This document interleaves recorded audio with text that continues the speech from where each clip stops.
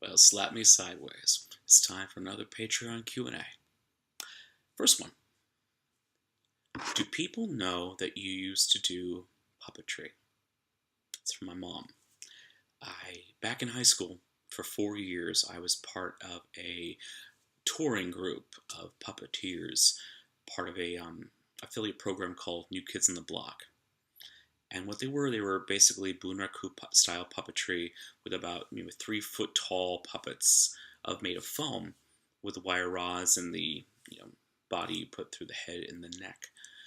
And it was a lot of fun. It was a lot of touring around Northern California. There were various types of programs. Some were about bullying, some were about special needs awareness. In my case, ours was about drugs, and I played the bad kid who kept trying to get the kids to do drugs. Eventually had his comeuppance. Stacy asks, why do you like Frida Kahlo so much? I mean, there's so much about it. For one thing, she's a bisexual woman who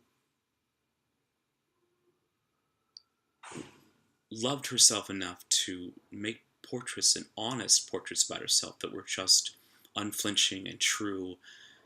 And there's a special kind of beauty in that, where someone like me who doesn't feel very normal sometimes based on how he looks or what he has experienced can look at and go, here's somebody living who has lived their plain truth, their shining, significant truth.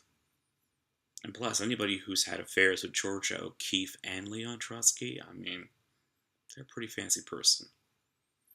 There's a quote from Frida, which is one of my favorites, so I'll tell it to you in Spanish first and then relay it to you in English. ¿Quién diría que las manchas viven ayudan a vivir? Tinta, sangre, olor, ¿qué haría yo sin lo absurdo y lo fugaz? Who knew that the stains live and help us live? Ink, blood, smell, what would I do without the absurd and the fleeting? It's the heart of what I believe, odes and nonsense. Those small little gifts that come unsuspectingly and leave soon after.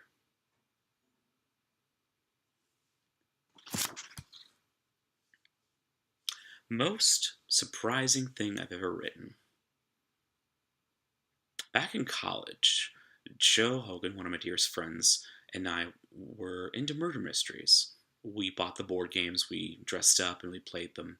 But we always found them a bit lacking because they were kind of formless, and you really had no sense of control over if you knew you were the bad person or not, or the killer. You didn't know how to act accordingly. And so we started experimenting, and we started talking about making our own potential murder mystery that would be based on a 1920s Depression-era speakeasy called Last Call at Deuces Wild. And we wrote up a template, we talked about some character and synopses for the people, and that was all in 1998. And then we just kind of let it be for a while. And then years passed, and I still kept thinking about it. And in 2012, for my 24th birthday, I got like 50 of my closest friends crammed into a 3-bedroom apartment, and we proceeded to actually enact the murder mystery I wrote with improvisation elements. It probably took about 6 months of my life to put together, and it was nuts. But it surprised me how, even though it was chaotic, it was truly a momentous night. What weather adventures have I been caught up in?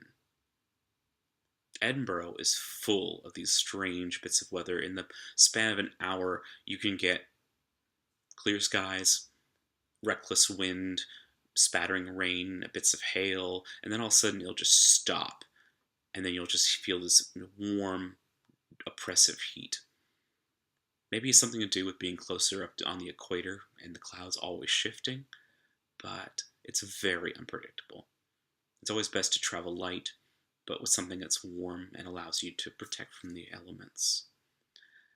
Another weather adventure which I constantly battle is the Northern California, especially at night, drive, where it feels like you step into Brigadoon, like around, I'd say probably 1 a.m., where it's so foggy you can't even see a foot in front of you. And you drive on faith. You drive and you're constantly looking and you're prepared for anything. And I've had to, last minute swerve to protect myself because this is also the part where a lot of drivers fall asleep or where trucks get a little too, eager and they're trying to speed up to make up lost time. It's a beautiful fog. It's a quieting fog, but it's also very, very dangerous. Last question. What about your life has created the courage for you to put yourself out in the street as an actor for passerby to judge? I just wrapped up doing street theater, my second year of that, with Occupy Verona. We did theater of Romeo and Juliet all across the streets of New York City. It was a lot more argumentative this year. There were much more, in your face passerby who would, at times I got spat on, at times I was physically accosted. Several of my cast members were put in physical way. But despite all that, it's a very challenging, rewarding experience.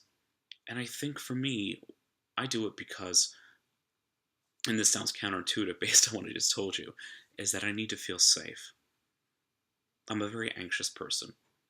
And the only time I get to feel safe and in a safe place is when I am making something and I know that I've got a bunch of people on my side and that I'm allowed to go beyond my comfort zone and abuse or challenge or question or seduce, all for the sake of a story. Because I need to tell a story.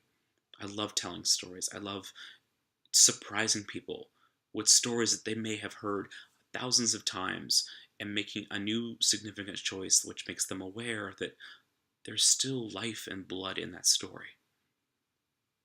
And finally, I enjoy the focus of it because despite all those horrible things and despite the vulnerability of being out in the open air, as long as you focus and you tell the truth and you look at each other while you're working, that's your work. That's all you need to do.